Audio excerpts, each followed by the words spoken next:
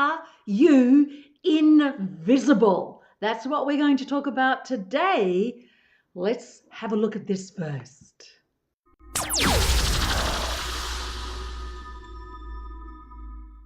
Yes, we may be over 60, some of us almost 70 and older, but we are still, well, Houston, it appears that we have a problem. I hope I fixed it. And here is the thing. Are you invisible? Let's just do this again in case you missed it the first time.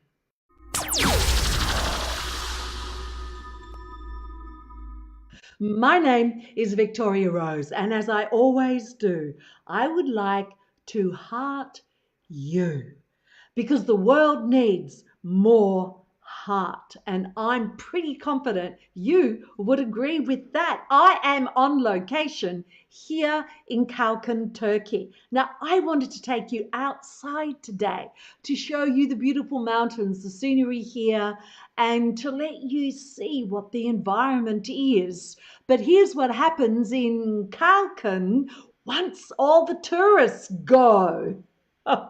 What happens is all this building starts, and there's, or at least, so we're in like a valley surrounded by mountains on the Mediterranean Sea, and so all this building is starting, and they're doing quite massive building works, and there's this tap tap tap tap tap tap tap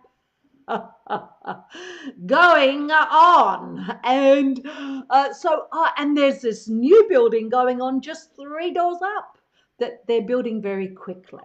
So I figured, you know what, I am going to bring you inside. I'll save the outside broadcast for another time. Now, if you know another woman that you believe would benefit from what we're going to talk about, then please hit that share button. Do your friend a favor, because I am on a mission, and that mission is to show that yes, we may be over 60, but we are still fabulous. Now, as some of you have heard before, I've had women say to me, but I've never felt fabulous. Sure.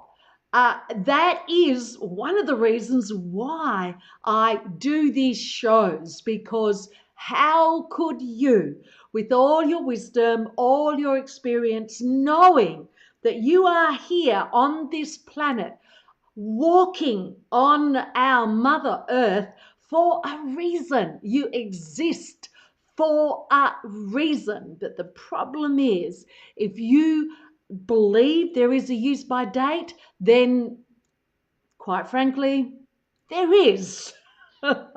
Because it is so important how you train your mind, how you have a look at what is it that I've been taught to believe by my parents, by school, by my friends, by society. So yes, my name is Victoria Rose. I am known as the Queen of LiveStream. And underneath that, the like subtitle is, I am a live stream strategist, and I do want to help you get your message out to the world. Whether that is your love for animals, whether that is your love for humankind, whatever it is, a particular skill you have, a business idea that you want to share with the world, then live stream is the way to go. Today, I want to talk about 3 things. So the question for today's broadcast is, are you invisible? Now, some of you will act up around that. By the way, hello, replay viewers, will say, no, of course I'm not invisible. But I can tell you that way too many women who are over 60, even some younger, have the feeling that they're invisible in life, that looking at how other people treat them, that they don't see them as a human who has needs and desires, who has an opinion, and who has a perspective on the world. Today, I want to look at three things, and the three things can be identified by the word beige. That's the first point. The second point is belligerent, and the third point is brave. Are you brave enough? So let's have a look at the word beige. So all beige is that you, because you're invisible, if all of a sudden you are going to dress in a beige way. Now, I'm not saying be one of those rebels. That's kind of good to think that way, isn't it? To be one of those rebels that goes out and dyes your hair purple and green and orange all on the same spot. I'm not saying that, although you can do that, can't you? And I'm not saying go out and be crazily dressed, although you can do that. What I am saying is do not listen to the opinion of other people when they say, and often women of our own age are the worst, but where do they get it from? Who say things to you like, oh, older women should not have long hair, Victoria. Older women should have short hair. Have you noticed that as you get older, there are all these shoulds that go on around your image, around your identity, about how you should be in the world? Well, you see, this is up to you. You can listen, and therefore, when you listen, you don't rock the boat. No, no, no. Do not go to your deathbed. Do not lie there regretting the things that you didn't do. So you don't have to be beige. Now some people can wear beige and look absolutely fabulous, but that's different. What I'm saying is, do not become invisible. You're an older woman, and you want to wear red lipstick, you go ahead and do it. And those expressions, all those expressions, those sayings, what is it? Mutton done up as lamb, that sort of put down expression that people use. Now, of course, like everything, there are people that really go full pelt with the clown cheeks, with the blush and all of that. But so what? That's how they want to be, and that's how they want to live their life. So could we stop with the criticism? Because remember what I just said, that we are older women, so women our age are often the ones that are dictating to us how we should be. So perhaps be the rebel. Cross out beige, insert rebel, and do what you actually have in your heart to do. Now, if you say to me, but beige is my favorite color and beige is in my heart and I'm happy, go you. I say go you. That has to be truly you though, and not opinions foisted upon you that you've accepted, because that must be the way the world is. So that's point one, beige. Point two is belligerent. Are you the difficult person? Are you the one that even your own children, especially your own children, say how difficult you are? And often, whether it's your own children, whether it's your friends, you're difficult because you won't sing their song. You won't tap your foot to the tune that they're playing. Yep. So here we go again. As we grow older, sometimes, what is it with this? Sometimes we just have to decide that, I'm grown up now. And when you reflect on an action that you've taken, or something that you said, which is an action, by the way, and you decide, perhaps I was a bit harsh there, or perhaps I wasn't considerate. But so often we're told, speak your truth. And I believe that. I say that. Speak your truth, because one of the worst things that you can do, which is what women have done for a long, long time, all throughout their lives, not all women, but a lot of women, they don't speak their truth. They keep it tapped down inside.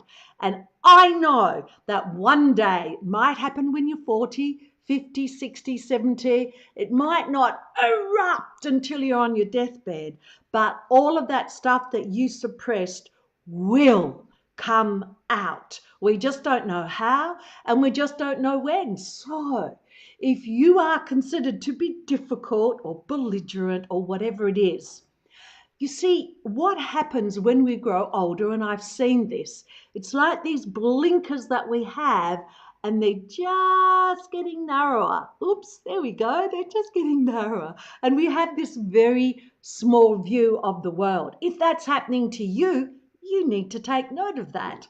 And if you don't, then you have to wear those consequences. But there's a big difference between being belligerent, intentionally nasty, withholding your love, being conditional, being a gossip, to you standing in your power, considering a situation and speaking your truth. Yep.